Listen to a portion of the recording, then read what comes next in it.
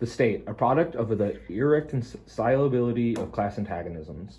What is now happening to Marxist theory has, in the course of history, happened repeatedly to the theories of revolutionary thinkers and leaders of oppressed classes fighting for emancipation.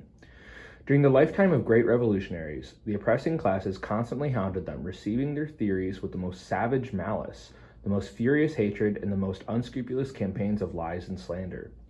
After their death, attempts are made to convert them into harmless icons, to canonize them, so to say, and to hallow their names to a certain extent for the consolation of the oppressed classes, and with the object of duping the latter, while at the same time robbing them of their revolutionary theory of its substance, blunting its revolutionary edge and vulgarizing it. Today, the bourgeoisie and the opportunists within the labor movement concur in this doctrine of Marxism. They omit, obscure, or distort the revolutionary side of his theory, its revolutionary soul. They push to the foreground and extol what is or seems acceptable to the bourgeoisie. All the social chauvinists are now Marxists. Don't laugh. And more frequently, German bourgeois scholars are only yesterday specialists in the annihilation of Marxism are speaking of the national German Marx, who, they claim, educate the labor unions which are so splendidly organized for the purpose of waging a predatory war. In these circumstances, in view of the unprecedentedly widespread distortion of Marxism, our prime task is to re-establish what Marx really taught on the subject of the state. This will necessitate a number of long quotations from the works of Marx and Engels themselves. Of course, long quotations will render the text cumbersome and not help at all to make it popular reading, but we cannot possibly dispense with them. All, or at any rate, all of the most essential passages in the works of Marx and Engels on the subject of the state must by all means be quoted as fully as possible so that the reader may form an independent opinion on of the totality of the views of the founders of scientific socialism and of the evolution of those views, and so that their distortion by the Kautskyism now prevailing may documentarily provided and clearly demonstrated. Let us begin with the most popular of Engels' works, The Origin of the Family, Private Property, and the State, the 6th edition of which was published in Stuttgart as far back as 1894. We have to translate the quotations from the German originals, as the Russian translations, while very numerous, are for the most part either incomplete or very unsatisfactory. Summing up his historical analysis, Engels says the following: "The state is therefore by no means a power forced on society from without, just as little is it the reality of the ethical idea, the image and reality of reason, as Hegel maintains. Rather, it is a product of society at a certain stage of development. It is the admission that the society has become entangled in an insoluble contradiction with itself, that it has split into irreconcilable antagonisms, which it is powerless to dispel. But in order that these antagonisms, these classes with conflicting economic interests, might not consume themselves in society in fruitless struggle, it became necessary to have a power seemingly standing above society that would alleviate the conflict and keep it within the bounds of order. And this power, arisen out of society, but placing itself above it and alienating itself more and more from it, is the state." This expresses with perfect clarity the basic idea of Marxism with regard to the historical role and meaning of the state. The state is a product and a manifestation of the irreconcilability of class antagonisms. The state arises where, when, and insofar as class antagonisms objectively cannot be reconciled. And conversely, the existence of the state proves that the class antagonisms are irreconcilable. It is one of the most important and fundamental point of the distortion of Marxism, proceeding along two main lines. It begins, on the one hand, the bourgeois and particularly the petty bourgeois ideologists, compelled under the weight of indisputable historical facts to admit that the state only exists where there are class antagonisms and a class struggle, correct Marx in such a way as to make it appear that the state is an organ for the reconciliation of classes. According to Marx, the state could neither have arisen nor maintained itself had it been possible to reconcile the classes. From what the petty bourgeois and the Philistine professors and publicists say, with quite frequent and benevolent references to Marx, it appears that the state does not reconcile classes. That the state does reconcile classes. According to Marx, the state is an organ of class rule, an organ for the oppression of one class by another. It is the creation of order, which legalizes and perpetuates this oppression by moderating the conflict between classes. In the opinion of the petty bourgeois politicians, however, order means the reconciliation of classes and not the oppression of one class by another. To alleviate the conflict means reconciling classes and not depriving the oppressed classes of definite means and methods of struggle to overthrow the oppressors. For instance, when in the Revolution of 1917, the question of the significance and role of the state arose in all its magnitude as a practical question demanding immediate action, and moreover action on a mass scale, all the social revolutionaries and Mensheviks descended at once to the petty bourgeois theory that the state reconciles classes. Innumerable resolutions and articles by politicians of both these parties are thoroughly saturated with this petty bourgeois and Philistine reconciliation theory, that the state is an organ of rule of a definite class which cannot be reconciled with its antipode, the class opposite to it, is something that the petty bourgeois Democrats will never be able to understand. Their attitude to the state is one of the most striking manifestations of the fact that our social revolutionaries and Mensheviks are not socialists at all, a point that we Bolsheviks have always maintained. But petty bourgeois Democrats using near-socialist phraseology.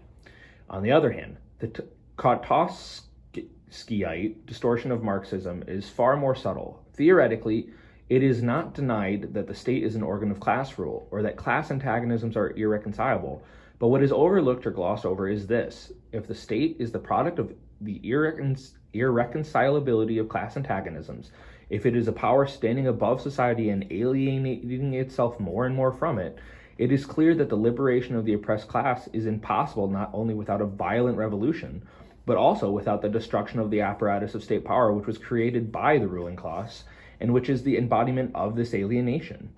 As we see later, Marx very explicitly drew this theoretically self-evident conclusion on the strength of the concrete historical analysis of the task of the revolution. And, as we shall show in detail further on, it is this conclusion which Kautsky has forgotten and distorted.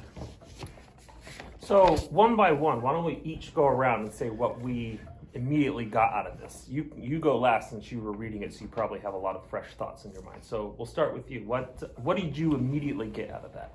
Well, I could just relate it to what's going on now, and with the left wing of the Democratic Party, and that's what he's talking about, essentially. I mean, in what way? What do you mean? well, they tend to not see the class struggle. They see it in a different way. Well, you're not talking about the left wing of the Democratic Party. Yeah, I'm talking about Bernie and those kind of guys.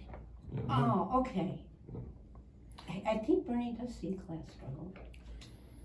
They're opportunists, though, is what they say. Yeah, that's the important factor here, is the question of recognizing the state as either the arbiter of class antagonisms or the slave to it. Or both. I don't see how it could be both. Maybe you could explain.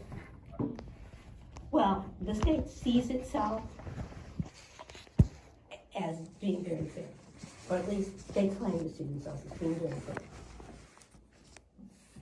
But it's being run by big business. Okay, so they can see themselves as one way, but in actuality they're not. So Right. I think that's kind of what Lenin is saying, is that, you can pretend as much as you want that you are the arbiter of fairness and equity in social antagonisms, but in reality you're not. In reality, right. you are reinforcing those very antagonisms. There may be a few people involved in government that are trying to work for change, but all in all, no. Well, change is not necessarily a revolution. It's a different thing. Yeah. Well, change, you can change. There's all kinds of change. Revolution is one kind of change. Right. We're talking about revolutionary. Yeah, reform versus revolution. Yes. Yeah, reformism versus revolutionary theory. So what did you immediately get out of that, guys? Well, that was the main thing, that the state is not our friend. And that it's not our friend. Okay, that it's not on our side. All right. Yeah, I think that's probably the most revealing thing that I ever remember when somebody taught this class a long time ago. That people tend to think is the state or the government is neutral or they're on our side, but they really represent state power of one class or another. And in our society, they obviously represent the capitalist class, which is a capitalist system. And so, even though they don't all agree as individuals, and that's a mistake that a lot of people on the left don't understand, is that the ruling class is not one big group of guys, and mostly guys, but a group of people who all agree. They all sit down at a table. They have different views. And I always use an example of the Koch brothers as opposed to Bill Gates. Bill Gates is a Democrat, the Koch brothers are ultra-right reactionaries, but they both want reserve capitalism. That's the agreement. They have a different Right, because opinion. otherwise would they be rich? Huh? Otherwise would they be rich? Well, it's their system. Right. And so it's not whether they're rich or not, but so much as that this is a system. What's the guy's name who has all the investments? Buffett? Democrat. Buffett? Warren Yeah, Buffett? well, I saw an interview with him recently. Yeah. And they were trying to, and he said, everything's okay. What's wrong? Nothing's wrong. Right, of course. Everything's going great. Yeah, for him. Well, they didn't say that. He just said everything's going great. But that's And as he- far as he and can he see. parried He can only see to the end of his nose. The person who had interviewed him kept trying to bring up different issues like the climate change. And he said, those are problems. He said, we'll resolve them. But to him, everything was going great because this is his system. And he and his group are making all kind of money. That's true. These are multi-billionaires.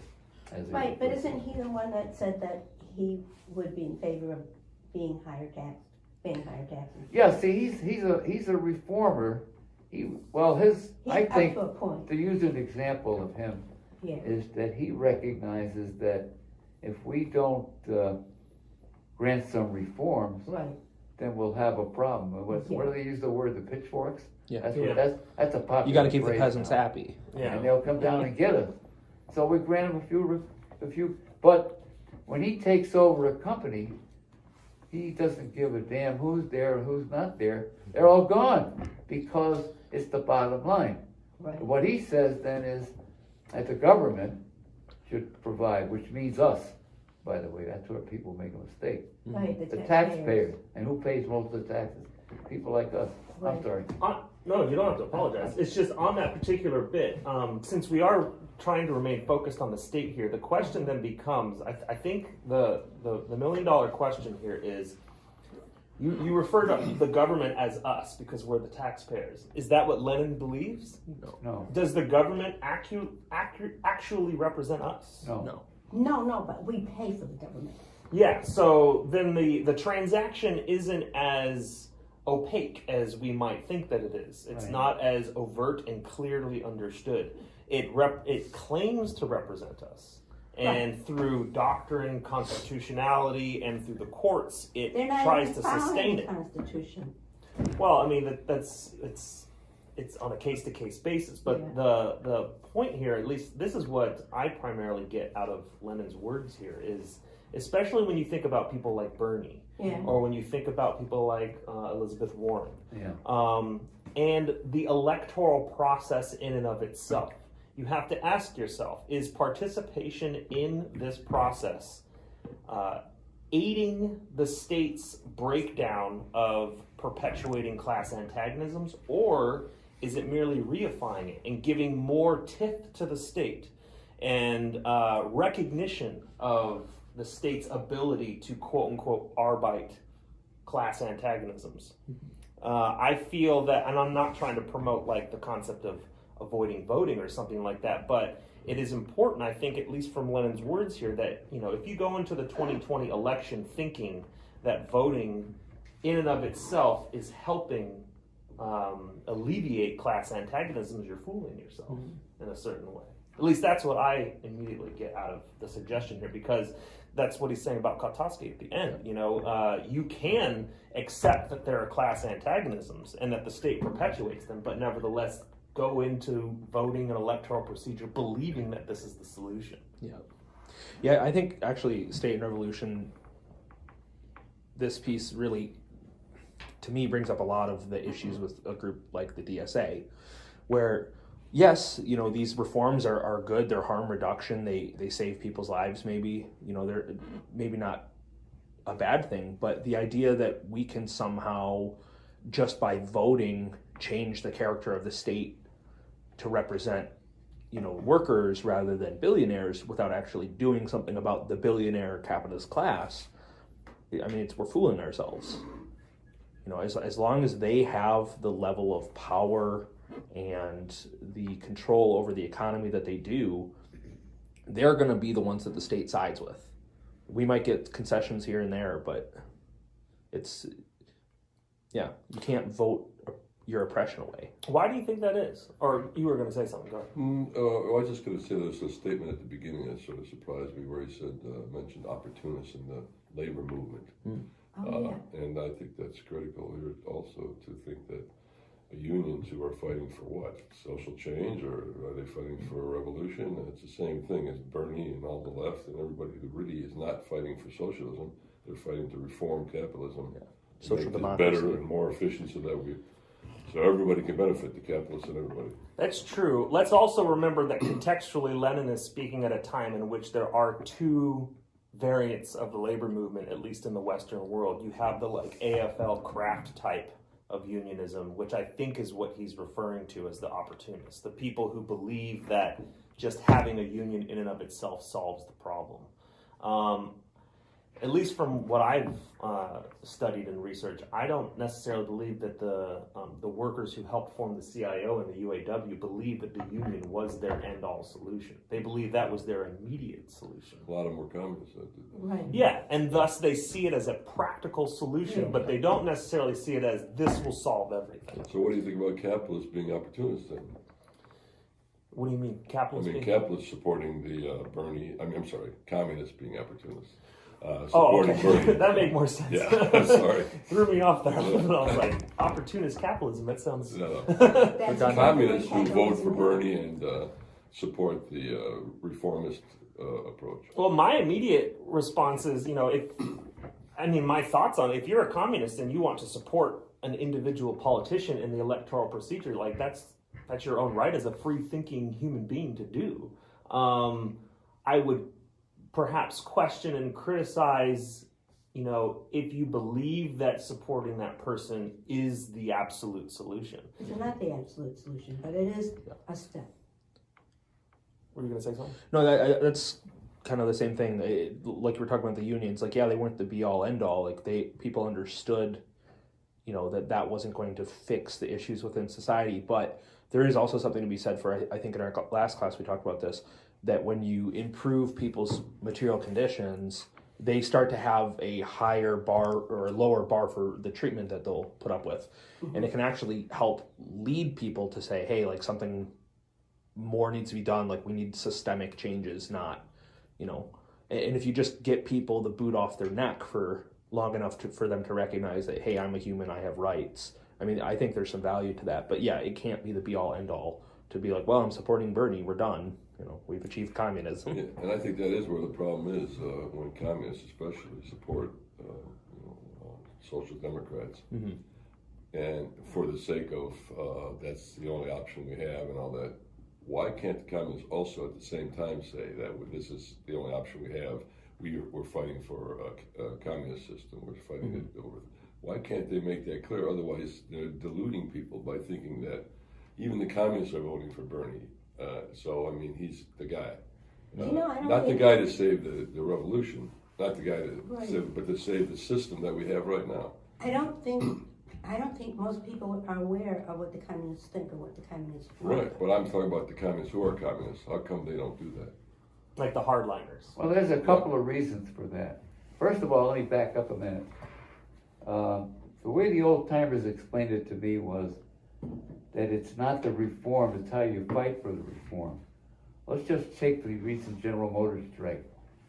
To me, the most significant thing about the General Motors strike was that these younger workers who've never been on strike, never been involved in the struggle before, learned a lot. Mm-hmm. They learned that solidarity, that class consciousness, not fully class conscious, but a certain consciousness that we're in this ball game together. That's very important for people to see that. Mm-hmm. So it's not the reform itself, It's how you struggle for the reform. Now, on the question of why did communists do this? Well, let's not forget history. You know, we just came out of, you know, some younger people, and I use that term relatively speaking, seem to think that this is a terrible repressive era that we're in now. You know, oh my God, Trump is the president. Racism is running rampant, which is not true. But they think all this stuff. And then I have to say, well, wait a minute. I remember the McCarthy period. You couldn't have had this. You couldn't have had this thing today here. No, During the McCarthy period. no. You would not have been able to get maybe even a PhD at that time in this. Not with that topic. No, on that topic. No. No, I don't think so. See, you know, No way. none of this would have, so people were repressed, and they had to be very careful how they did things. They had to be sneaky Because in if order they to didn't- even meet. I mean, I remember walking down the street, and people who I knew I'd been at meetings with, they crossed the street to get away from me. Be sure they weren't being seen by somebody. Right, my They parents might wouldn't lose let their me. job. My parents wouldn't let me say hello to friends. Yeah, people might lose their job. Yeah. You know, a lot of other things You might never happen. knew who was gonna be They might watching. get in prison. So all of that is part of the psyche of what we're talking about now. That's carried over. Now we're in a different period. Yeah. And some people haven't woke up to that We yet. I can understand. actually tell our friends that we're communists. Some of See, our now, friends. the idea of socialism, for example, we discussed that No. a couple of meetings ago, that socialism is now very popular among a younger generation. Yeah. That wasn't true when I was growing up. Hell, socialism, communism, that's what we're fighting against. Yeah. We're going to war in Korea against them. Went to war in Vietnam, stopped They're them. still talking about the terrible communists. So that has a lot to do with it. But you have to have reforms, or you will wind up, as Jack London referred to in that book, the people of the abyss. By the way, anybody ever read that book? Yeah, I've heard that. You know, you couldn't get that book at one time without special permission at the library, and they took your name Really? during the McCarthy period. Yeah, Oh, I went wow. and got it, and they wanted a lot of questions. They asked me why I wanted the book, just to rent the book out in the library. Unbelievable. Anyway, I'm sorry. Dude. No, those are all great points. I That, think we have to look at everything historically. What period are we in? You know, one of the most amazing things that I ever read about was the fact that the Communist Party of South Africa had never, ever, and they were under fascism for sure, they never, ever had a meeting where they didn't tell the other people in the ANC, the African National Congress, that they were having a meeting. I couldn't imagine that. And they told them all about what they did and everything else. So it was out in the open, and yet they were able to hide it from the authorities and make sure that they didn't get all arrested and shot. You know, they didn't play around down there. Anyway, these are examples of how. So history has a lot to do with it, you know. Yeah, and I think that one of the best points that you pointed out is something that we addressed last time, right, when we read the short little bit from Lenin, which is, you know, it also reminds me of a quote from James Ford. You all know who James Ford is? Yeah. He There's ran more with than one James Ford. he ran for vice president with William Foster and also with Earl Browder. In 1932 or something like 32 and then in 40. that. Yeah.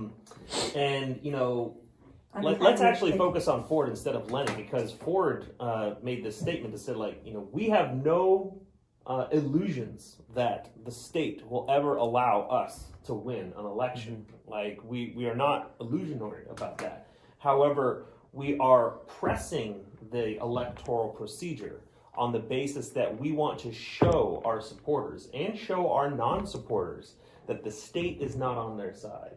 Just in the same way that Lenin argues, the reason why we organize labor unions is not because we see them as the end-all solution to things, but rather because only by joining that struggle and only by pushing the demands against the state and then receiving a push back and a resistance from the state, that is the only thing, Lenin concludes, is going to make people realize the state is not on our side. And you're right, people are more accepting of socialism in the abstract. And I would think that it's because of the same thing. Generationally, over the years, people have come to learn through this social struggle that the state doesn't always serve their interests. Maybe they grew up thinking ideally that it was supposed to. They were taught that in school. Yeah. I mean, I was taught that in So school. was I. And then you enter adulthood, and it becomes very clear you have to put that up for suspect, and you have to seriously question, is the state on our side? And as a result, you then have to ask, so what is our true purpose in supporting a general election?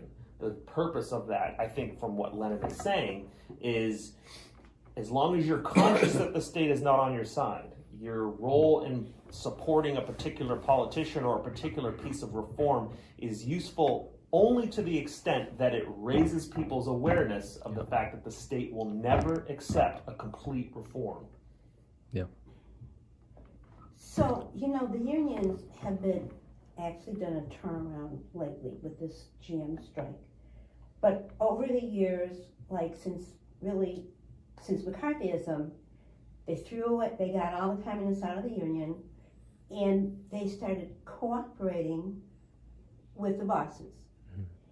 And gradually throwing away gains that the unions had made, because when I was working, every contract that we signed, we kept all of our stuff, but the new people got less. And that happened in most of the unions, right? In general. Yeah, and this strike, now we're saying we want the young people to be on an even level with us. That's a change for the union. Yeah, I definitely is more of a change, but the union still does try to enforce. I don't want to use the word conformity, but I can't think of another. Quo. Yeah, that's a better way of doing it. Yeah, I think so too. And it's kind of more the matter of how the state evolved over time. If you remember from our earlier classes, we talked about the origin of the state comes from class antagonisms, the need in Mesopotamia to be like, you go dig the river and go make a man-made lake. You go start building buildings. You stop hunting and start settling agriculture. It required the division of labor.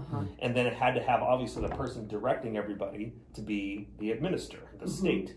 So the state is born out of these antagonisms. And the notion that the state at any point can seek to remove or alleviate those antagonisms is to deny itself its own existence. And I think I mentioned last time that one of my, I don't read a lot of anarchist scholars, but one of my favorite anarchist scholars wrote a book called Imagine Borders, or Imagine Communities, sorry. Imagine Communities? Yeah, Imagine Communities, in which he says the most important thing to understand about the state is that it does not want to die. It does not want to change. The British Empire did not want to lose its colonies. The American government does not want to lose its stranglehold over land and propertied constitutionalism. So any threat to that immediate system in terms of reform will likely be outwardly rejected in all forms. So think of the 1930s and Roosevelt, for example. There's a debate intellectually in philosophy. Is the New Deal and the efforts to give more recognition and rights to workers, is that the product of the state realizing if we don't do this, we're going to die, so then we have to make certain concessions and reforms? Or is it the result of people boiling over and pushing and forcing the state to reform? On the one hand, you have agency resting with the people, in which the people have the ability to control and manipulate the state.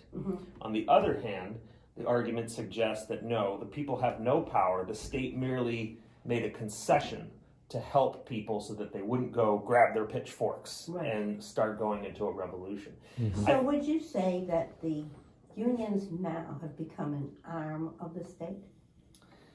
It's almost as if, yeah, I guess in a certain way, because they rely on the National Labor Relations Board for recognition. They rely on the upholdings of the statutes of the Taft-Hartley Act, and they very much are indebted to the I mean, it starts with this. Unions existed before the state gave them recognition, but they did not have legal traction and the ability to mobilize people until the state said, okay, we recognize you as a formal legal organization. The philosophical question here is, who actually is the one doing the shuffling of power? Is it the union's presence that then forces the state to be like, okay, we recognize you? Or is the state doing it merely out of an attempt to save itself? They both exist at the same time. Yes. Okay. Yeah, it seems to me that They react to each other. the union, this is what happened when we went on strike. We were an ASME union. We struck for 3 weeks, and during that time there was a couple of different offers. Finally, an offer came out. It wasn't perfect, but ASME encouraged us to accept it. And so we did. And it's the same thing with this GM strike, really. The UAW encouraged the workers to accept that. Not everybody was happy with it. Some people are very unhappy with it. Let me say this, that unions are set up to get better wages, hours, and working conditions and fringe benefits. Yeah. They're not there to change the system. But if the union, and I used to tell this to some of the Trots and others who insisted that if we did this and signed this contract this way and that way, we'd get all that great stuff. So I said, okay, we got this contract. We signed, we had all the benefits, all the things we asked for. We signed a contract with this company. Who owns the company? Who owns the property? Who owns the land? See, that's the question. Yeah, they The own capitalist machinery. class is still in charge. Mhm. And that's the mistake that many people make, including good people in the union. They think they can negotiate their way into socialism. It's not possible. But that doesn't mean, if you don't have a union, then you'll really be in big trouble and you may not be able to organize yourself to fight back. But in the course of these struggles, workers learn, and other strata of the population learn who's who and what's what. And they begin to realize the very fact that people nowadays question. When I grew up, people didn't question the authority of the federal government like they do now. Now people have to question it all the time from different perspectives. Some of them are not so good, but at least they have a question. But like I said, when I grew up, it was altogether different. I mean, the government was the greatest, and we did this, and they did it. Well, you got to think, we came out of the Depression at that time, and we won World War II. So, who would question anything like that? So Franklin Roosevelt was the greatest guy that ever lived, and the Congress and all. There were a few bad people, but most of them were pretty good. Now it's different. Conditions have changed. Just like when in all your classes, I like that one, the piece of paper. This piece of paper here is already changing, but we don't see it. We can't see it, but it's happening. If we leave it here on this table and come back in 20 years, we'll see a big difference. So that's what conditions change, and now people think differently about a lot of things. That's what I think has happened, in my opinion. Yeah. So I'd like to raise another point that was brought up in that reading, where he mentioned revolutionary changes being violent. So we know about the Chile experiment and Allende being elected as a socialist and actually changing the system from capitalism to socialism without violence, supposedly. There's been several attempts like that in history, but they all end up being violent later. Even the Russian Revolution was relatively not violent, but it was what happened after. And that's what happened in Chile. So it wasn't a non-violent revolution at all. But my concern is there any other way to? People in Chile obviously believed there was a way to elect a socialist system instead of fight and have a revolutionary, violent revolution. So that whole issue has bothered a lot of people. I mean, nobody wants to fight. Nobody. That's why unions, only push so far. I mean, they won't, or anybody, any activist left wing, they're not going to get into a physical fight with weapons and everything to change the system. Most people don't, until you get really desperate, and you're in a country where it's desperate.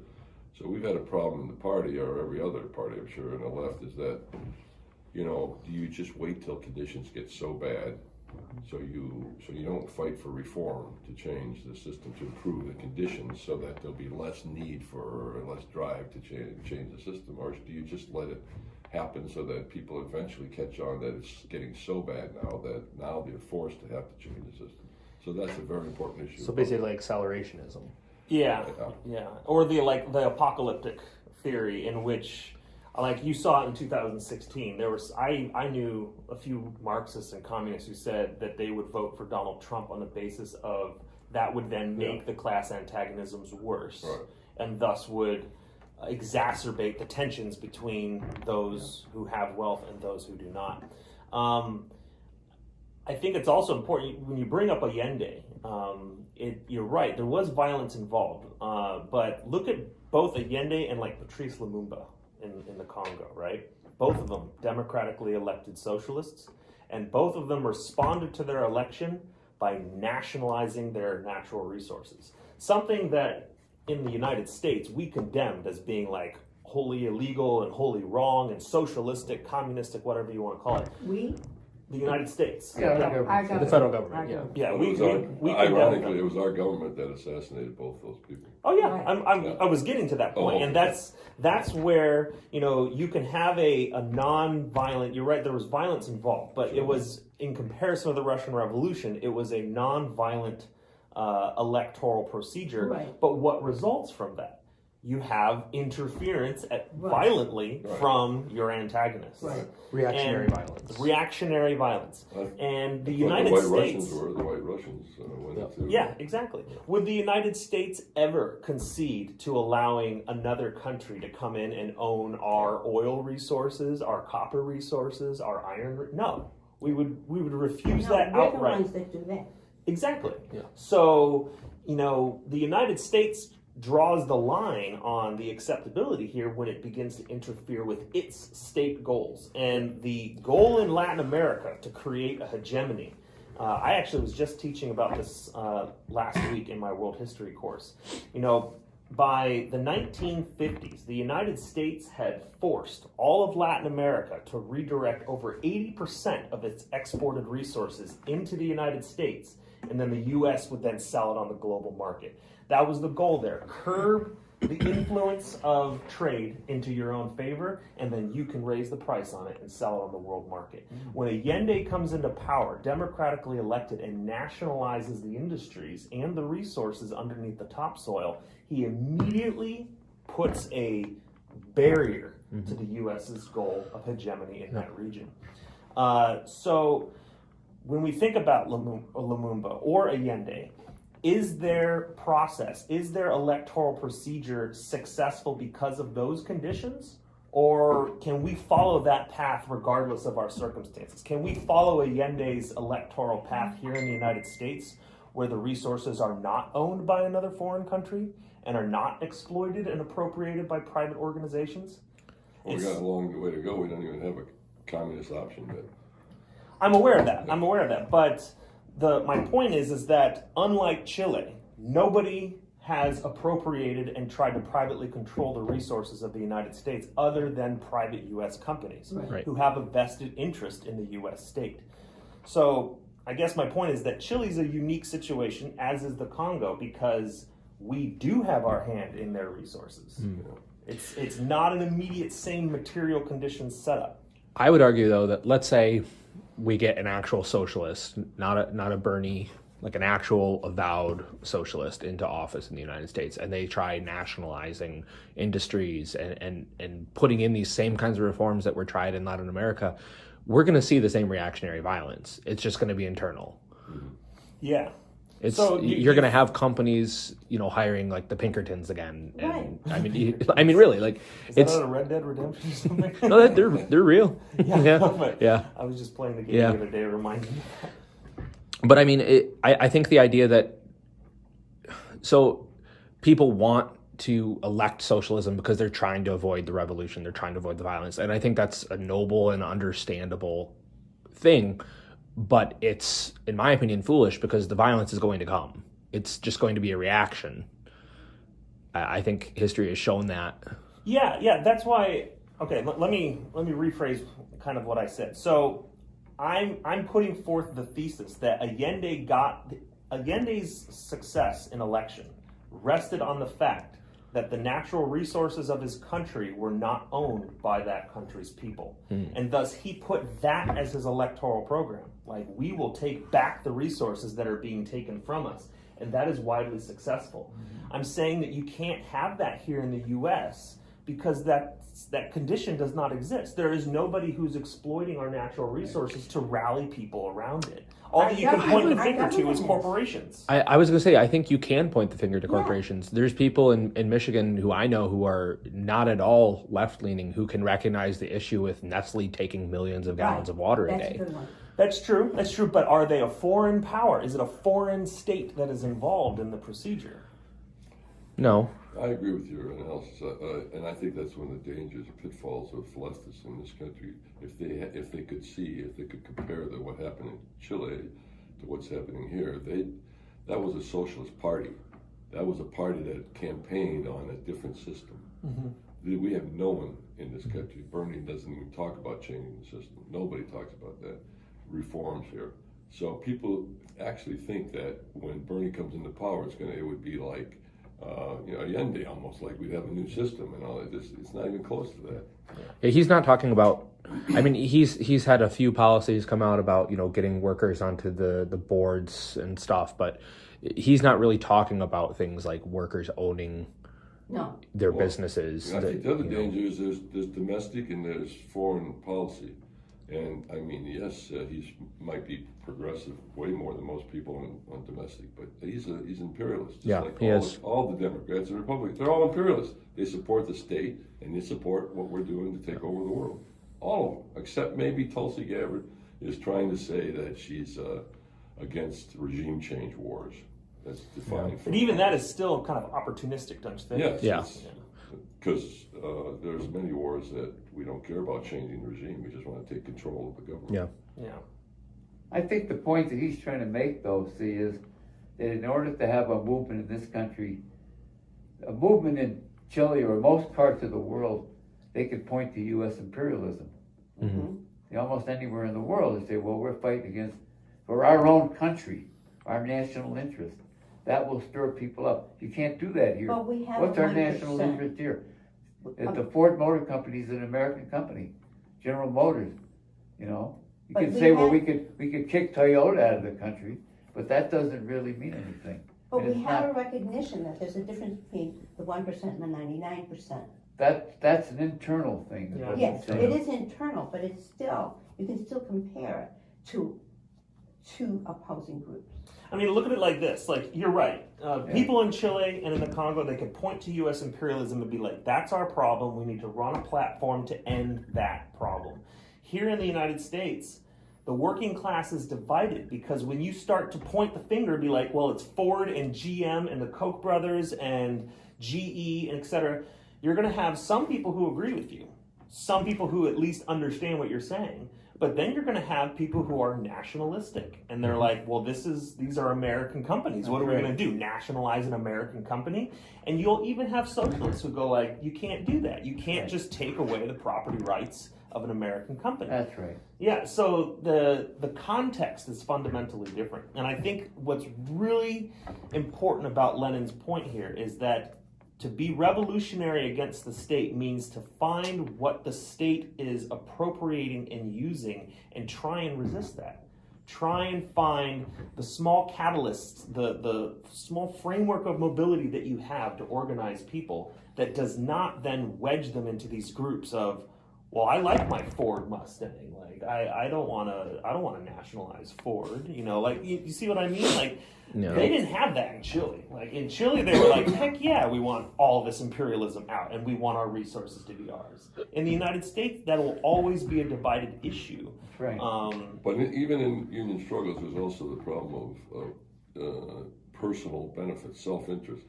A lot of the struggles, like for better wages and all that, are for you to have better wages so that you can have you can have two cars, you can have whatever. It's personal benefits as opposed to being aware that there's a struggle, a class struggle, and that there's wars going on all over the world, that other people are suffering way more than most Americans. It's self-interest a lot of times as opposed to a concept, an understanding of the world being an entity as one world. we're not. It's not only nationalism. It's not just our country's better than everybody else. It's that we want to feed our family, as opposed to I want to feed the families of the whole world. I mean, that's Right. a totally different concept. Totally. Yeah. But most people in the world, you know, whenever I travel to other countries, I go to Mexico, I see people walking down the beach, and this is their whole livelihood, selling blankets for like $5. I say, no wonder, that's what we're in competition with. If they built a factory down there and told them they'd pay them $1 an hour, holy shit. They do. Flock into the place. They'd move all these jobs out of here.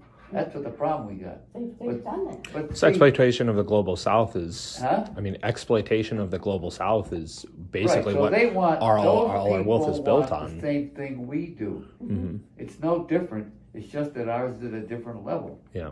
But all those people throughout the world. Let me give you an example of how a union did things differently at one time in history. And right here. And this was my first experience with, I was 18 years old.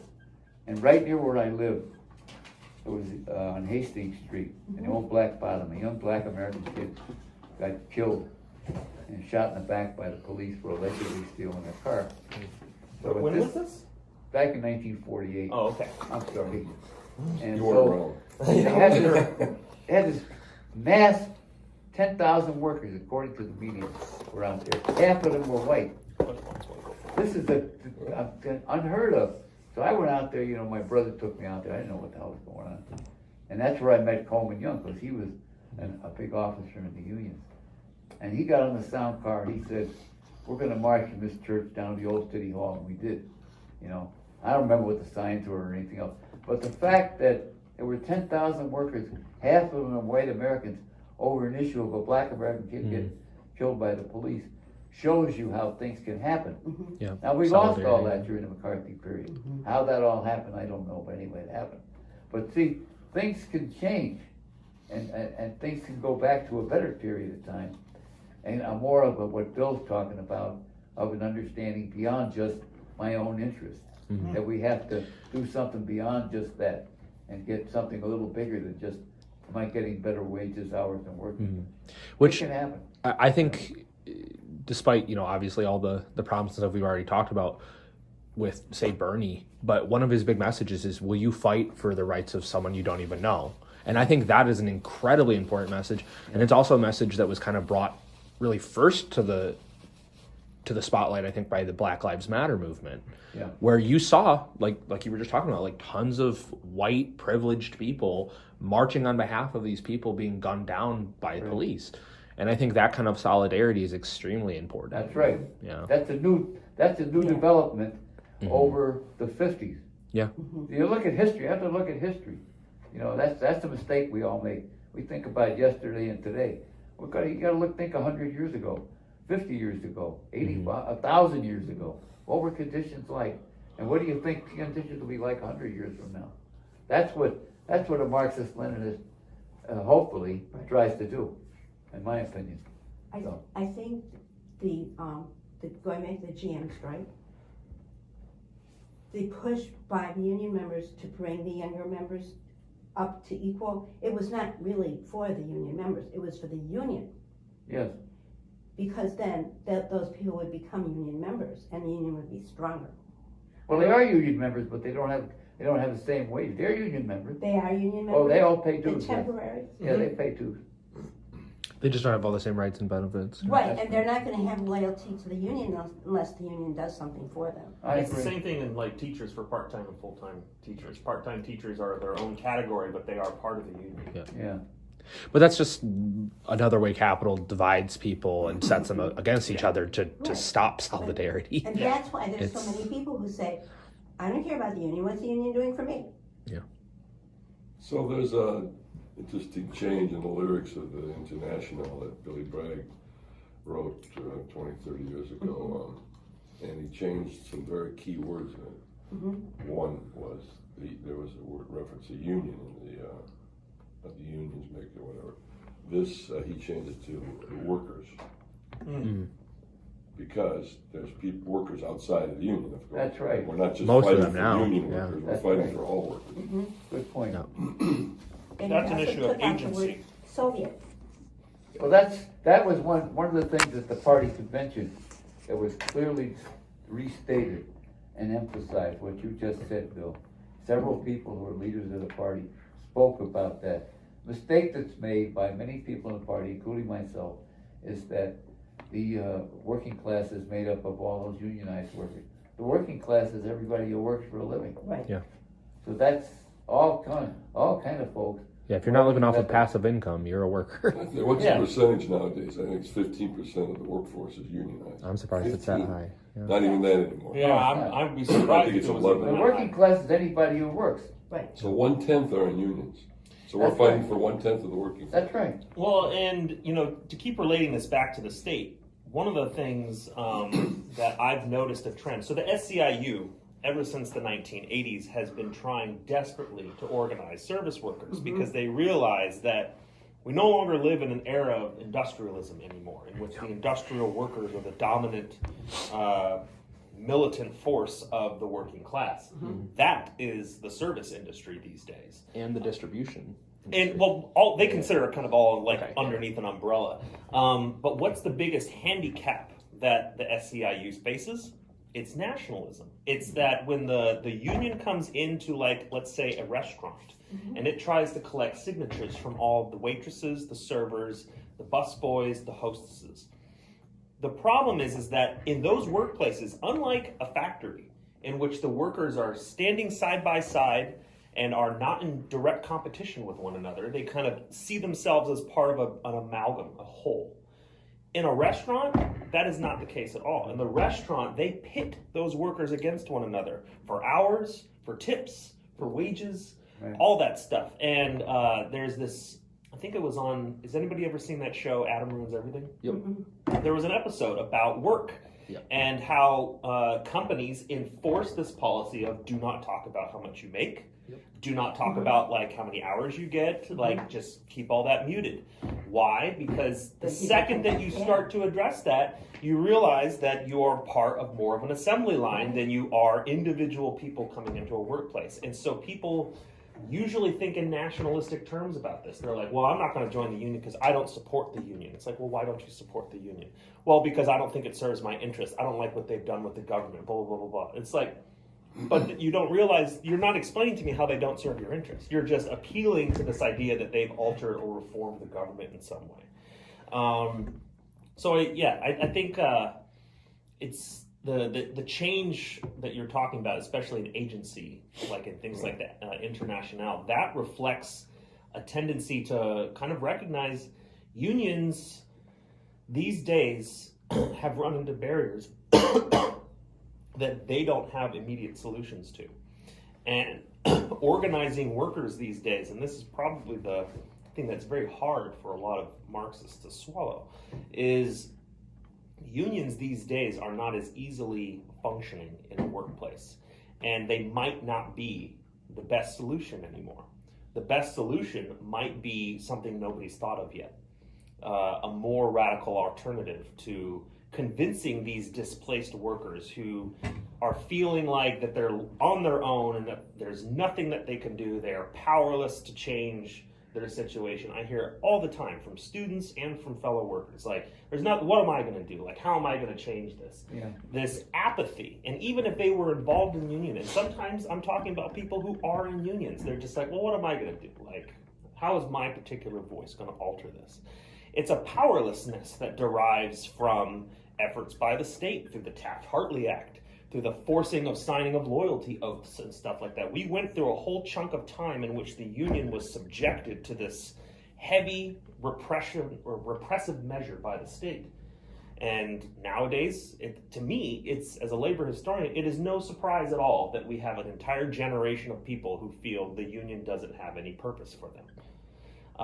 And I find it directly tied to the state. Yeah, so we've sort of talked about unions most of the time, and the subject is the state, I think, in the class struggle. And there's another question I have about the reading that you gave. A point came up in my mind about the challenge to the Soviet Union when it existed, and the fact that some leftists called it a social capitalist state or whatever word they State use. capitalism. State capitalism. Okay, so I think we should address that because not only because of the Soviet Union, but what is the concept? And this we're talking about state. So the relationship in the Soviet Union were two classes, and they didn't abolish the state. At that point, socialism doesn't abolish the state. You wait till you get to communism, and the state's gone. So they did have a state structure, and there was a power. It is, the concept of the dictatorship of the proletariat is also another important issue. I don't know if we're going to cover that. So do you mean like why do people call it state capitalism? Yeah. Why do people see it as that? The original argument, to my knowledge, came from Raya Dunyaskava in a 1936 essay. And when she died, I want to make it very clear here, I don't know if I'm going to find disagreement, but Raya Dunyaskava died not a Trotskyist. She had completely abandoned that. I heard that, philosophy. I knew her too. She was in Detroit here. Yeah, her records are at the Luther. Yeah. Great reads. But in 1936, she published an essay that said the USSR is a state capitalist society. So she came up with that term? Mm-hmm. And her argument was that the USSR produces surplus value, which it did. But she was a Trotskyist at that time. At that time, yes. So that's a Trotskyist point of view. She never abandoned that point of view. Yeah. Even if you read the last big book that she wrote, what is it? Revolution, the State? No, it's not the State and Revolution. I got to tell you an interesting story about that. Her last book, she had written manuscript and handwritten, and her offices were right over here on West Grand Boulevard. I went to this class, News and Letters Committee for a long time. I hung out there. Her entire manuscript was in her car, and the car was stolen. Oh, God. Really? She had to rewrite the whole thing. Oh, my God. God. That's terrible. That's horrible. There were no computers at the time. Oh, Terrible. I would quit. Yeah. God. But she started over and she completed it? Yeah. Wow. But yeah, so her argument is that the USSR produced surplus value, and I think it would be a disservice. I'm not trying to put down your Profit. position. It made profit. It made profit off of the workers. But for who? The state? Yes, for the state, and that's Who's the the argument, state? that it's not the workers. She's just saying the state is not the workers, right? Yes, and that the surplus value generated goes into, in the same way that the U.S. government uses taxes. It appropriates them, and then it uses them for its own military, for infrastructure, for education, etc. And that it's not like a redistribution back onto the workers each year. They don't take the surplus value and then redistribute it. But didn't she negate the socialist stage then, in other words? Because, that would be the same in any country that's socialist structured. It's communism that eliminates the state. And they wanted to go right to that situation, and they didn't accept anything on the way. I don't think she denied that it was socialism. I think that, she called it state socialism. Yeah. State socialism, state capitalism, kind of interchangeable terms in a small sense. Yeah. And I think what's, if I followed her reading correctly, and then the works of like Braudel and Wallerstein after her, kind of what's important to remember about capitalism, and we talked about this in the past two classes, capitalism is not a national policy. It is not something that the government writes in its constitution that says we are a capitalist economy. Right. It's not anywhere. Capitalism is more of the background trading and exchange network, which the state tries to arbeit and control and mediate. So capitalism is a worldwide system. It is a dominant mode of production. The existence of a state that proposes an alternative form of production and even rearranges production in its own sphere of hegemony, that doesn't actually end capitalism, is the argument. It doesn't do anything to fully destroy the mode of production that is dominant.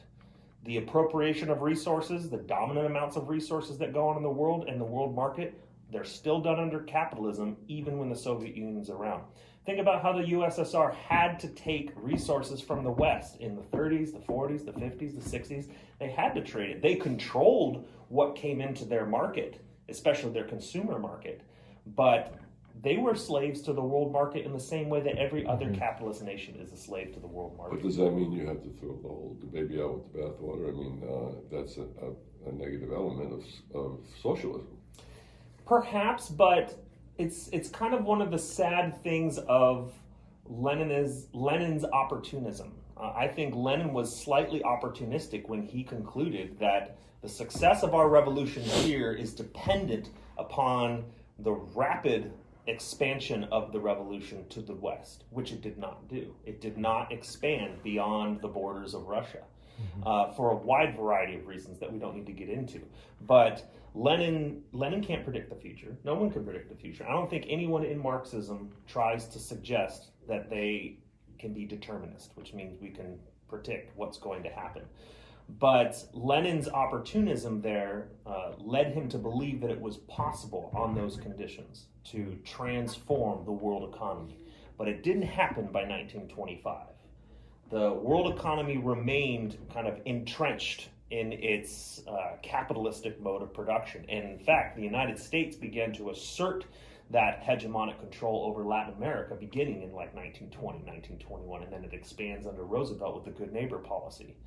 So Dunya Escava's argument about state capitalism is more on the lines of, it's not wrong what they did, but it's foolish to think that they have achieved socialism, or that they have achieved the next step towards communism. All that they've done up to the point of that, when she wrote that article in 1936, was take over the government.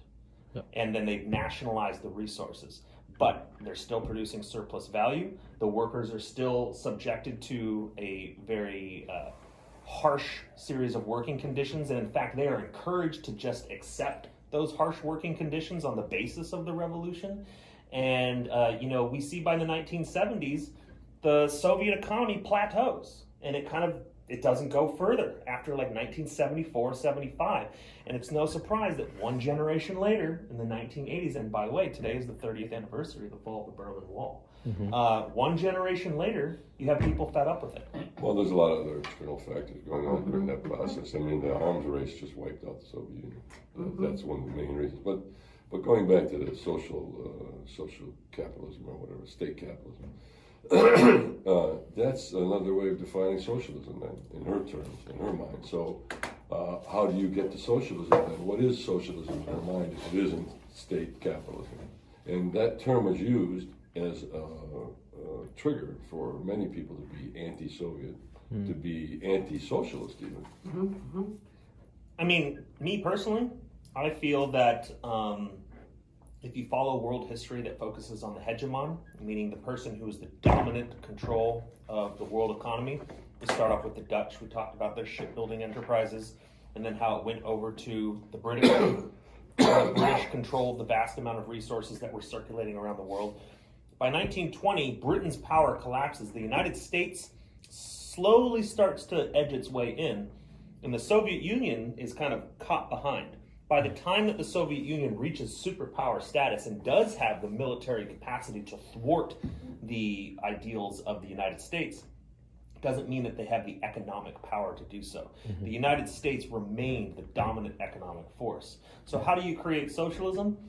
You have to be that hegemon. You have to become the hegemon of the world economy, and then you export your ideological mode of production to the rest of the world. So That's what China's trying to do now. That's exactly what China's trying to do. But let me raise a question here. It's my understanding that under socialism, you are going to have surplus value. It all depends on what you do with it.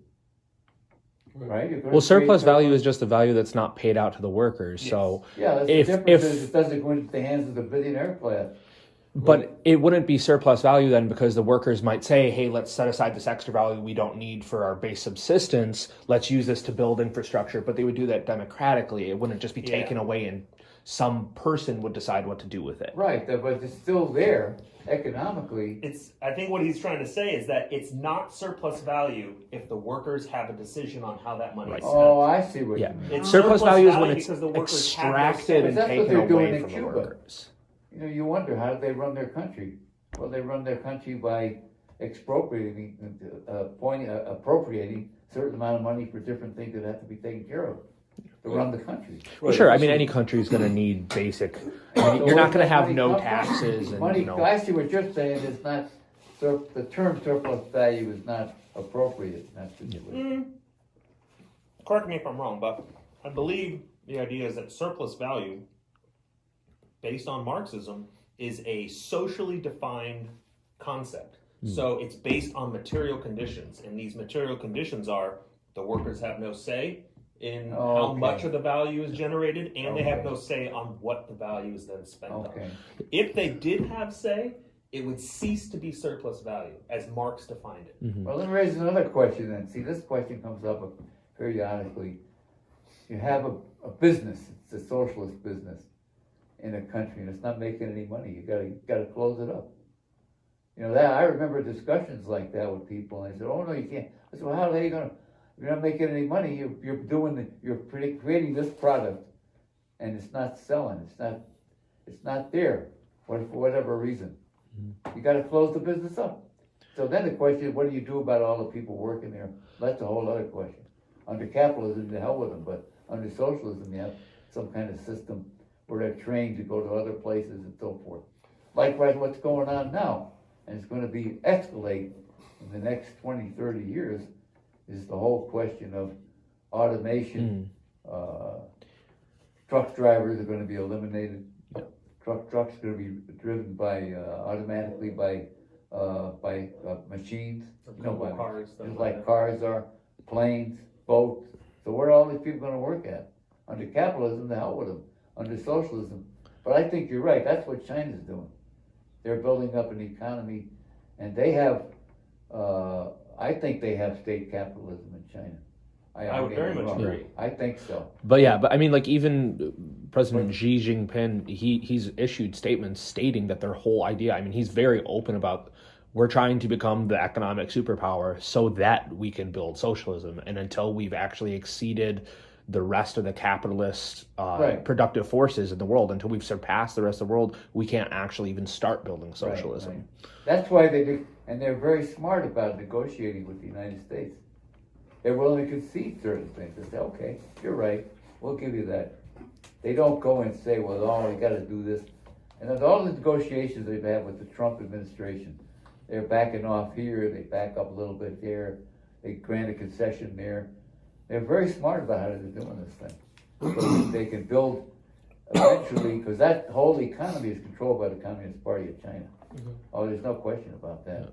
And they got this other thing they're building, what do you call it, roads or? Infrastructure? No, across the world. Yeah, across Europe. It's For the Europe and Asia road and Africa. program. What's it? It's called, Gigantic. It's gigantic. the name of Build the Roads or something. No. Really? I've never heard of this. No, Yeah. I know they're building infrastructure in it's Africa. I the didn't know anything ancient about. path that used to exist. Yeah, the path. Silk Road?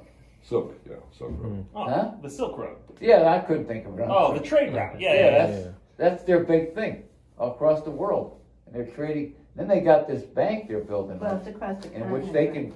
they're gonna. That's why they're upset here in this country, the bankers, because they got this bank in which they're gonna have lower interest rates across the world. So some third world country will say, well, why don't I go to the Chinese? They got 1%, you guys got 3%. I might as well get just like you go to the store, they got the same product for less money. So why shouldn't I do that? They're upset about that. That's kind of shook. One question that I have for you guys based on this is if we can accept the thesis, I mean, you don't have to accept it, but if we're going to at least plausibly accept what I mentioned from the anarchist scholar, that no state wants to die, can we apply that to, like, the People's Republic of China? That the Communist Party, for better or worse, will never take steps that limit its power. And I think there's a big difference between, like, Gorbachev and Deng in the People's Republic of China. You know, Deng was not willing to allow reforms that would threaten China's power and control over its resources. But that conclusion was only made after Gorbachev instituted reforms. So do you think that the Soviet and Chinese government fall victim to the same logic that no state wants to die? They will do anything to try and maintain their power, including the failed coup by the Soviet elite in 1991, in which the people of Moscow just kind of shut it all down. So we hear the term communist state. Is that what's the Oxymoron. word? Oxymoron? It is. I think it is an oxymoron, yeah. I think you can have a socialist state. Okay, so then I want to back up to where we started with this.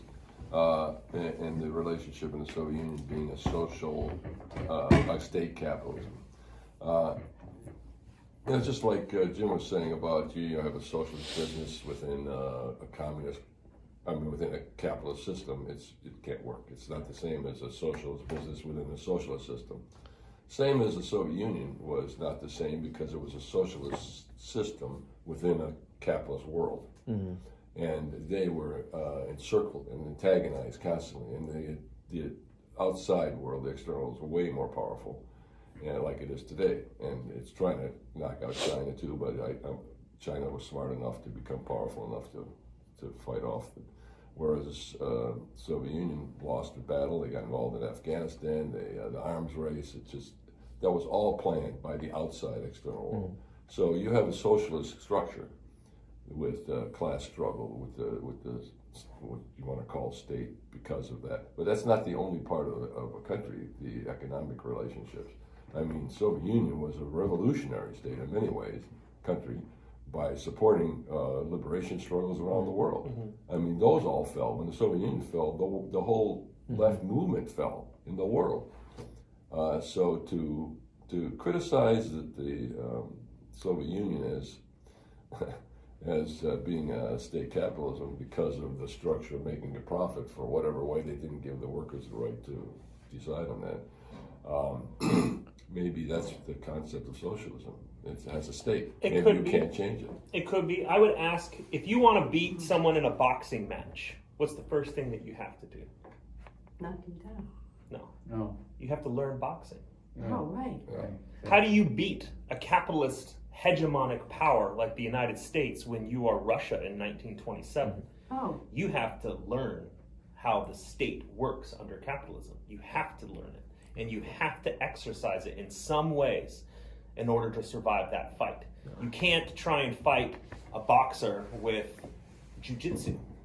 Like you could try, but it won't always work out in your favor. In order to set the stage up so that you can replace that hegemon, you have to kind of learn boxing first. It's also really important to note pretty much every state that has had a socialist revolution so far, all the ones I can think of at least, never had a liberal republic revolution first.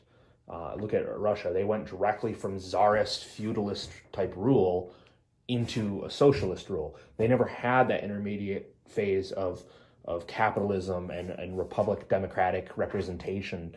So a lot of the criticisms like we're going to have in the West, because we have had a liberal republic, are going to be from the perspective of we already have this and we see we have these rights and privileges that we understand. But kind of like you were saying, they had to find a way to develop their productive forces and meet the needs of their people from a completely different starting point. So it's not comparable. A revolution here would not look like the revolution that happened in China or. So what happened to the East European countries? I mean, they were advanced. They were capitalist countries. Yeah, they were all supported by the Red Army. Mm-hmm. Yeah. Let's not forget that they, except for Yugoslavia, they all went over there and they set up that was what the Potsdam Agreement. That's what the right wing was all upset about. Stalin, Truman, and Churchill sat down, and Stalin kind of laid it out and it was really a nationalistic thing. They had been invaded twice by Bonaparte and by the Nazis. They said, we ain't going to let this happen no more. So we're setting up a buffer of communist countries or socialist countries, and we're going to decide who runs things in Hungary, Poland, and so forth. And that's why it collapsed so fast, because it was imposed on them. You can't export revolution. They didn't learn that. Yeah, Poland's a great example of that. Poland is especially a great example of that, because records today show you're in denial if you think that Poland was in a vast positive support of the Soviet Union throughout the entire Cold War. It was not. That's The right. vast majority of the population was Catholic. They did not like the imposition of Slavic languages in their schools. They put up resistance to it. There were reactionaries in all those countries, in the Soviet Union. Is that reactionary though? Nationalistic or whatever. It was not progressive. It was right wing. No, I mean, was it reactionary on the part of the Soviet Union? Oh, you mean reacting to the situation? Yeah, like reacting to their Reaction, desire not to being not right be wing, part not of right wing. the Soviet satellite system. Well, that's using reactionary in a different definition. Yeah. Yeah, I'm trying to play around with the word to so suggest there's let's no not use absolute that meaning word. to Let's it. say right wing and left wing. Okay. Okay, so the right wing people always exist in all those countries. It was always a class struggle in all those countries. Yes, I agree that at that time the Soviet Union posed their power on these countries, helped them have to help the left wingers in those countries create a socialist system. Certainly the right wingers didn't like it, and if there were more than half or whatever, I don't want to get into all the details now. But certainly the struggle was in all those countries. But it was a capitalist country in the first place. So you're saying most systems didn't change into socialism because they skipped the stage of capitalism. Was it a capitalist country? What, Germany? No, Poland? Poland. I'm talking about Germany. Oh, Germany. Germany, Poland, All of these Bulgaria, to name them all. They were all capitalist They were all countries. capitalist countries. Yeah, right. Yeah, so The farther east you went, They weren't still a few. the farther years behind ago. kind of it got. Oh, Yeah, they had some, generative. No, not Poland, they had a Well, lot that of became people. communist. They did have a lot of people. Yeah, part of it. They still But have it was a remnants capitalist of it. country. Yeah, They still have the- remnants of it. And I think Yeah. I think what Jim is trying to say here, as far as the imposed revolution, is that if this imposition project would have worked, like if merely the Soviet Union could export its understanding of the class struggle onto these areas, then why is it when they are given the option to have open elections, they almost immediately vote completely against Right. the Communist Party? Right. Completely. So, Why? for better or worse, Many reasons why, but go ahead. for better or worse, we can sit here and debate about the reasons, but the end-all conclusion that we can't avoid is that the Soviet Union did not create conditions whereby people saw socialism and communism as their solution. Right. They were not convinced of it. Exactly. Yeah. But it wasn't really, like you said, it was So- capitalist when you come right down to it. Compared to today, the workers voting for Trump or anybody else like that, I mean, you have the media, you have the powerful media as part of the state structure to brainwash people, to convince. There's money, billions and trillions of dollars being spent to make people think and do certain things. The only reason the Soviets had to leave Afghanistan was because of the Mujahideen that were supported by the U.S. that created a whole. They couldn't keep up to the unknown influence of the U.S. at that time. They were also bankrupt by 1988. By then they And were. they had no right to be there anyway. Yeah, they were Because they bankrupt. already had an arms race that wiped them out up to that, and that was imposed by the West also. Right. So I mean, these The are purpose major of factors. invading Afghanistan was the same reason why the Red Army put the buffer in. They wanted another buffer over there. Well, let's And it also was- remember Afghanistan is oil rich. Yeah, that's right. No, They also well, wanted that. according I to the forgot about Soviets, they were asked to come in. Yeah. Yeah, Yeah. it. Well, yeah, except that, By I a mean, small group. Yeah, by a small group who The people did in not power. legitimately No. they were control not the power. guy. They were not representing the masses of the people. Right. Yeah. That was the mistake. All Yeah, the the mistakes were Taliban. made. And it's easy for us to sit Monday morning quarterbacking.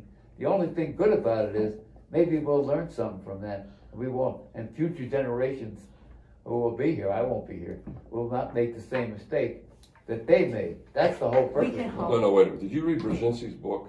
Huh? Did you read Brzezinski's book about that whole process? I forget the name of one of his letters. No, I didn't. I'm sorry He to say. totally takes credit for the whole thing, for sucking the Soviet Union into Afghanistan. It was all a plan. It was all Really? a plan. Yes, absolutely. He Really? takes credit for bringing down the Soviet Union. Oh, it could have been. I don't know. No, and all sorts of documented evidence of his involvement with the Mujahideen and the radical Taliban, which kicked that, blowback to the U.S. eventually. But Oh, CIA set up the whole Taliban. thing was set up. The Soviets had no intention of going into Afghanistan. It was all planned by the West. And Could have been. Brzezinski admits They it. could have been. I mean, that's one man's opinion. Yeah. Yeah, Let's But he Orchestrated by the reinforces West. with a lot of facts. orchestrated by the West sounds a little bit too conspiratorial like to me. And Well, there's a lot of there's a lot of that going on in our government the and the CIA. The problem with conspiracy is that the majority of the time its evidence rests on a lack of evidence from the alternative side, so it's speculative. And the most powerful thing about a conspiracy theory is that the average person does not like the idea that a single person or a single movement has the capacity to change all of history. A great example is the assassination of JFK. The reason why conspiracies exist so much around that is people refuse to believe that one man is capable of altering the entire direction of U.S. history. And thus, whether all the facts are laid out right in front of you, people will still be like, but this is still plausible that it could have happened this other way. So, while I'm not trying to say that conspiracies don't have legitimacy, at least in terms of reifying the way that we understand historical events, we shouldn't allow ourselves to become slaves to the notion that plausibility equals fact. Okay, I don't know where the conspiracy idea came from. I was saying that Brzezinski wrote a book that he said that. I don't agree that he was the only person that was. I know, and I'm pushing back against his. He doesn't say he was the only person that did it. He led the march. He led the whole thing, or he played a major role in this. But I don't know his exact wording, but he exposed a lot of the mechanisms that created that situation, and it's shocking at the time when it came out.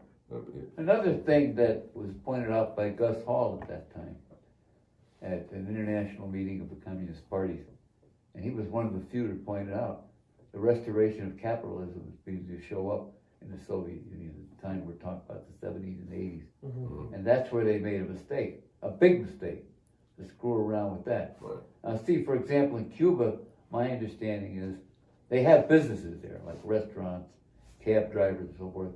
But it's under control. They're not going to let you open up 10 restaurants. By the state. That's right. Yeah. By a state. Dictatorship of the proletariat. By a state that is in the best interest, in their opinion, of the working class and the people of Cuba. Whether it is or not, I don't know. That's what they say. It may be true, it may not be true. But certainly they're better off than they were under Batista. I always point that out to right-wingers who want to argue with me. But they don't even know who Batista was. But I think it's true that you have this, they're not going to let capitalism grow. And the Soviet Union, that began to develop. And that was the basis upon which all this shit began to happen. As much as you abhor violence, and no one wants that violence, the dictatorship of the proletariat is actually the force that keeps the socialist state going. Otherwise, it would be over with. I don't know if that terminology is... That's old terminology, but the reality is that if you don't hold the system and protect it, you're going to lose it. And you got to... Well, I think dictatorship of the proletariat is supposed to refer to the state having been smashed and reorganized, not on behalf of the capitalists, but on behalf of the workers. Yeah. So rather than the state being an institution of oppression of the capitalists onto the workers, it becomes an institution of oppression of the workers onto the capitalists. Right. That's what the meaning of, But in the Soviet Union, isn't that what happened?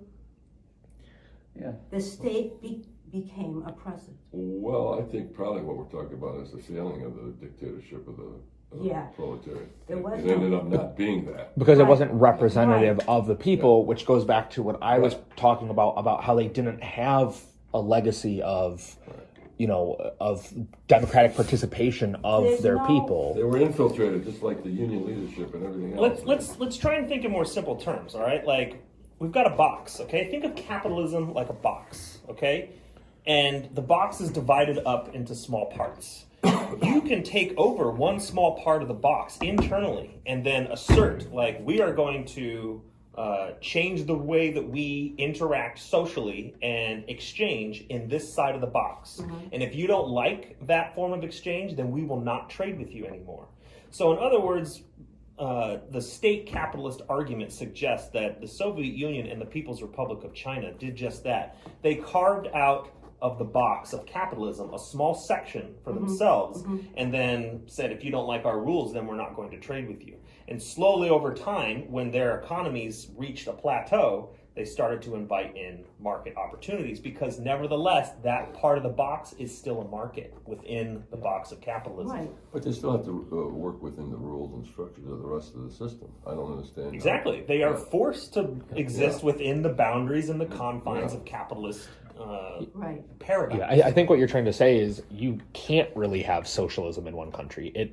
Right. Until globally there's a conversion. You can't have a socialist country. You can have a country that's trying to build socialism. No, we're still unclear on the definition of socialism. If it's going to be, if all socialist systems are state capitalism. Well, I mean, socialism at its core is workers own the means of production. State socialism, in my mind, would be the state owns the means of production on behalf of the workers, and the workers have democratic control of the state. I agree with that. But we have no example of socialism then. No, we don't have a living example. No.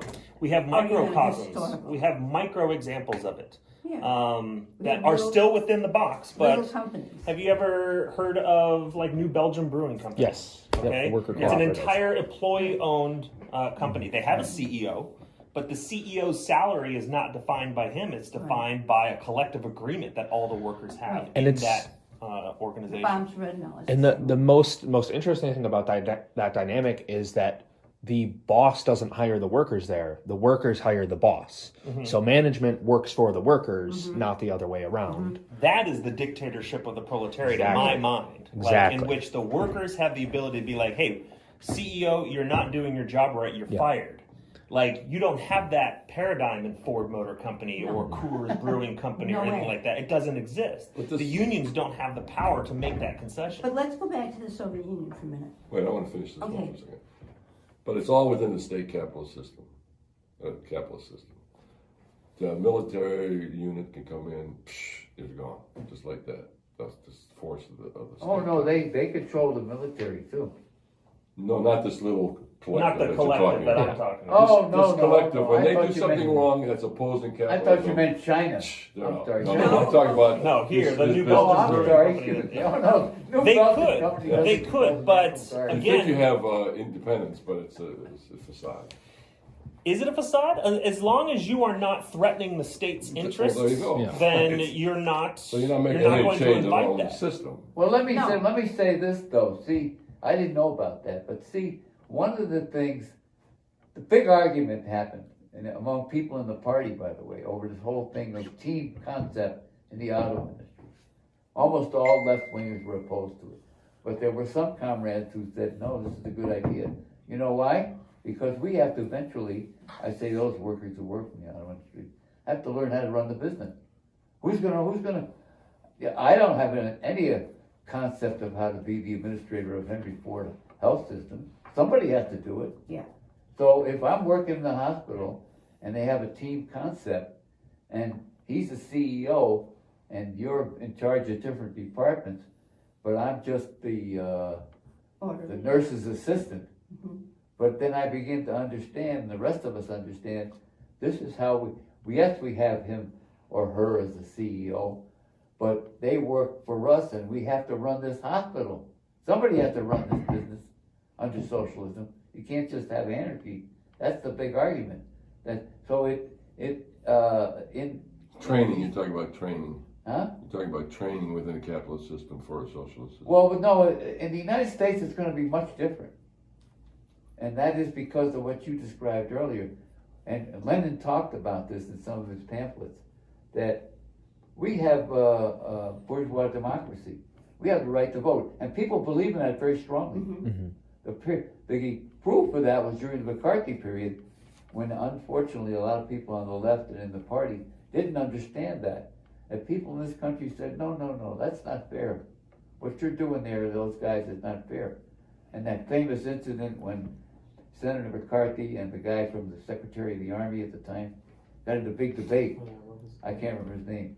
And he said, have you no principles or anything? And he really tore the shit out of him. Because he said, Welch. he was Welch. talking about Yeah, democracy. as well. Huh? Welch. Yeah, he talked about democracy. Don't you believe in our Constitution, our Bill of Rights? People believe in that in this country. They may be very cynical about it, whether we should vote or not and stuff like that. But they think that I have a right I have a right to do these things. In other countries, you don't have that kind of thinking. People don't necessarily, not all countries, but in many other countries, you don't have that kind of mentality that I got a right to do this. Who the hell are you? I mean, even Stalin reiterates it. In 1935, he makes a speech to the Communist International, which gets printed for all of the communist parties of the world, where he says, you must avoid schematic approaches to your revolutionary activity. You cannot expect to follow the path of the Soviet Union and achieve victory. You can't. You have to follow it on your specific conditions. So Lenin and Stalin, I mean, even the guy that I disagree with in terms of socialism of one country, he nevertheless realizes you can't just follow our experience. Like, you can look to us as an inspiration, but you should not look to us as a guide. Did you just avoid saying Trotsky? What? Did you just avoid saying the word Trotsky? I missed that. No, I was referring to Stalin. Oh, Stalin's speech. concept of socialism in Stalin one wrote country. this And, pamphlet. oh, because it was Trotsky's permanent revolution concept. That's Yeah. how you were referring He- to No. it. No. I was talking about socialism in one country, which does Which suggest Trotsky that was against. yes. But what Trotsky was also against, which is one of his major pitfalls, was Stalin's major point that there is no right way to a revolution. The right way to a revolution is based on your specific conditions, the way that your state is arranged, the composition of the working class in terms of its relationship to the production system, the social position of genders, races, ethnic groups, etc., language groups. All of these are factors that mix into it. And that was one of Stalin's best points in the I mid-1930s. didn't know that. Okay, what about the Trotsky concept, or Leninskaya? It's nice to say that there's no socialist countries, because they're all state capitalists. If you use your definition of socialism, you create a definition of what you think socialism is, and then you say it doesn't fall within those guidelines, so it's not a socialist country. She's setting up a whole different system. In a way, have you ever heard of Herbert Marcuse? Yeah. Yeah. So Herbert Marcuse had a point that said, he had this thesis called the state form thesis, in which he kind of reiterates Dunya Skava's point and says they're all state capitalist. They're all state capitalist, state socialist, whatever you want to call it. The only difference between these national systems within this box of capitalism is the degree to which exploitation is exerted immediately upon the working class. In the third world, for example, the exploitation is immediate and overt, and it almost parallels that of slavery. But it still includes a wage, and it still includes a state, and it still includes certain elements of bourgeois liberal rights. Whereas here in the United States, the exploitation is not as immediate, not as overt, but it's nevertheless, like you said, if the government wanted to, they could send in the guns and send in the tanks and crush this particular enterprise if they wanted to. As such, there's not much of a difference in form, but there's a difference in the makeup of these nations in terms of the composition of their working class. To learn today that there's been no socialist countries in history is really a shocking thing for me. I mean, I'm going to go home and think about this, but no socialist countries if you define socialism in that way, for sure. But there's socialism more than just economic relationships. There's other elements. There's social fabrics. There's commercial. There's cultural. There's many different ways a socialist country expresses itself. So if it's not the definition that I had of socialism, and I'm learning that none of them fall into the line of Raya's definition or whatever, then there's no socialist country. Vietnam, Chile, Cuba, these are not socialist countries, but yet does that mean that we shouldn't struggle to try to create a socialist country? Or should we just try to create a communist country? Because socialism is simply another form of capitalism. Well, Dan looks like he's got his mind brewing on this a little bit. Okay. So. Well, I don't think it's right to say that there's no socialist, countries. I think it's just important to realize that socialism, I'm trying to think how to put this. Well, don't think of it as countries. Just think of it as no socialist system. I mean, I think there are, though, but like you pointed out, they're microcosms. You have these instances of workers owning their means of production and But distribution. that's communism. communism is the higher stage of socialism where capitalism has been globally abolished, and then because of that, because there are no longer classes, the state fades away, right? So we just discussed in here that the state is a tool of oppression between classes, right? So if you create a classless society, if you create a society where there's no longer capitalists and workers, then by its nature, the state will no longer exist. Because it won't have a function. Right? Because it just won't be a state anymore. There might still be a government. It won't necessarily be anarchy where everyone's just a free-for-all, but it won't be a state in the sense that the function of it will be more administrative, not as an arbiter between classes. Is that... Oh yeah, no, I completely agree. Okay, well then, you're saying that Marx and Lenin and Engels and Stalin, none of them, as far as I know, addressed socialism as being state capitalism. I don't think they ever talked about that word. I think Well, they didn't did use not that term. exist. Yeah, No. they didn't use So that term. in his writings here, did he even imply that that stage of development is actually state capitalism? No. He's talking about the state in the abstract. Yeah. The state as a system that is a product of class antagonisms. If we're going to talk about a socialist state, okay, like the definition of a socialist state, it would have to be kind of what he's referring to, a government that does not rest on class antagonisms, that is not built and sustaining class antagonisms. He wasn't aware of that during the Russian Revolution? Lenin? Yeah. I think he absolutely was. He talks a lot about how the revolution has to be authoritarian because otherwise, if the state doesn't have the power to help dismantle capitalism and take away these means of production from individuals and give them back to workers, then you can't have a revolution. I think he used more of the term the dictatorship of the proletariat. Right. But that's what he's talking about, is a state that is on behalf, when he talks about the dictatorship of the proletariat, he's talking about a state that represents workers instead of owners. So this is a common acceptance among people who struggle for socialism, knowing that that's going to be the state structure. Mm-hmm. They knew that. So coming up with a term now, calling it state capitalism, is just another way of defining the reality that existed when these people lived. And they just didn't call it that. I think the other side of the question is that they're building socialism. And Americans have a tendency to be in a hurry. Kind of society we live in. You've got to hurry here, you got to run there. When I get out on the road now, there'll be 25 people trying to cut me off. I understand that they're in a hurry to go somewhere. But it may take, Lenin was asked in one of his pamphlets, might have been this one, I don't know, about how long it would take to go there. He said it might take an epoch. Yeah. You know what an epoch is? Yeah. It's unbelievable. We're talking about maybe 100,000 years. That's hard for me to understand. That's a really good point. I think the big point is that just because you have socialist leadership who are trying to build socialism does not mean that you have achieved socialism. That's right. You may not have convinced everybody in their country that this is true. Well, once again, it comes down to definitions. I mean, how do you build capitalism? I mean, did you struggle for centuries to build capitalism? No. Yeah. Capitalism didn't emerge overnight. That's true. You're Yeah. right. They had no opponents. What opponents did they have?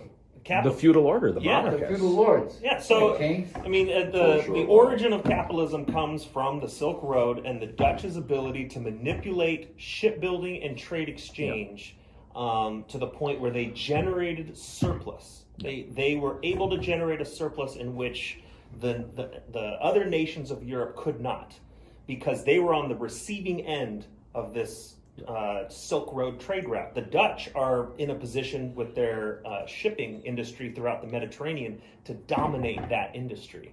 And as a result, they appropriate all these extra resources, and then the bankers of the Dutch, what do?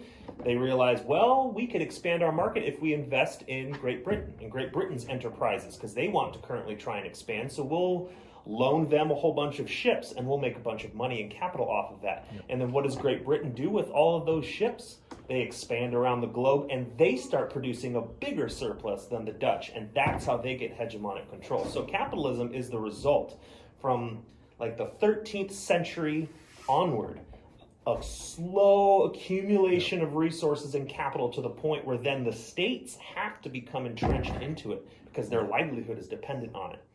And that really becomes a factor once the British Empire reaches its peak in the 18th century. And it begins to export imperialism onto its own competitors. Mm-hmm. Germany and France and Italy and even Russia, they cannot survive economically anymore unless they start also engaging in imperialism. Mm-hmm. So that's where we're running out of time. We don't have the time to go into the other reading. Just to conclude that, how does that relate to the monarchy? And I mean, capitalism was built within a monarchy system. Yeah, but capitalism is They weren't opposing it. Like now we have the king and queen. King around in capitalist countries. I mean, it's like. But that's a constitutional monarchy. That's a completely different form than an absolute monarchy. So in an absolute monarchy, you have your serfs who are bound to the land. They don't have the ability to just leave. They are bound to that land legally. Then they grow their own subsistence, and basically everything that's surplus beyond that goes to their feudal lord. The feudal lords get what they get, and then everything that's surplus goes up to the king. But the feudal lords became capitalists, right? Not necessarily.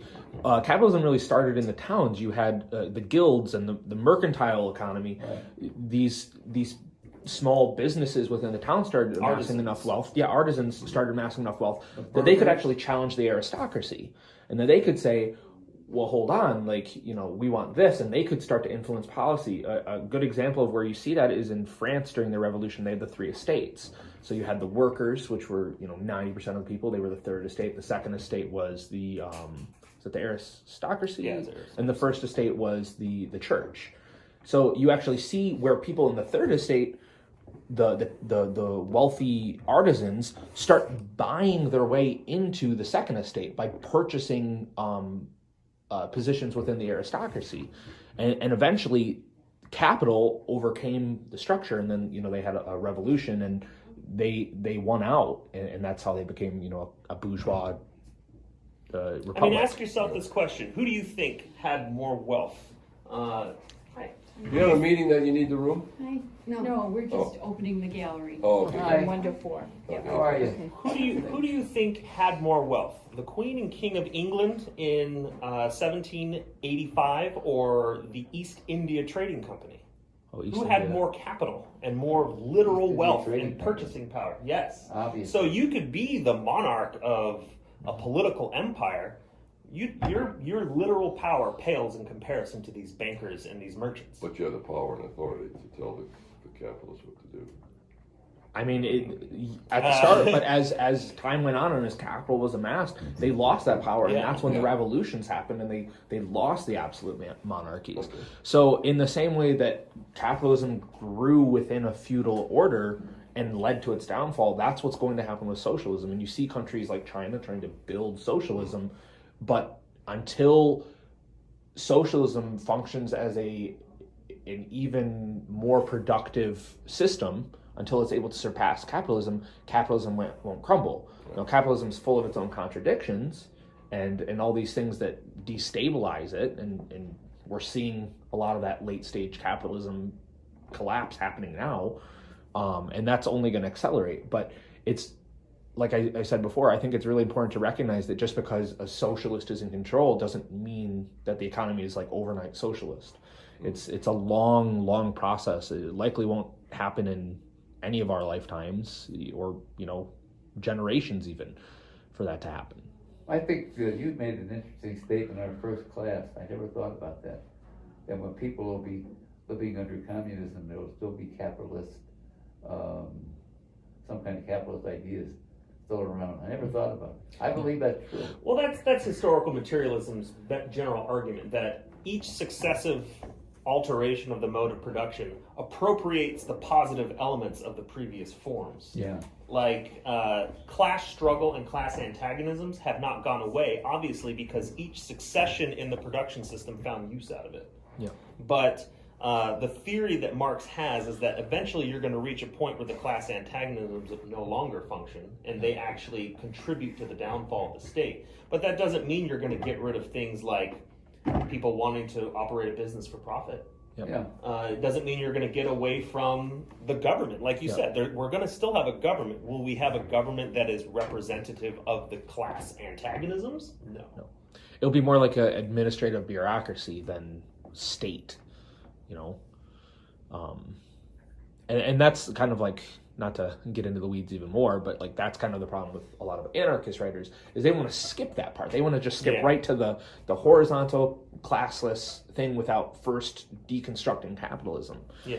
You know, and they in many ways they think the agency all rests on the state, which is somewhat parallel to Lenin's works before like 1915, in which he does see the state as kind of, you know, once you grab the state, you have the ability to transform it. He changes his mind a lot, especially once they grab the imperialism. state. Yeah. And you can't transform this. You actually have to smash this and rebuild something different. Yeah, you have to start from the ground up and at the same time be competitive against all these other states. Yeah, you can't just take, you know, your police and military force that existed under capitalist state and just, oh, well, you know, we control it now. It's going to look extremely different, you know. Which is what the people in Chile are facing today.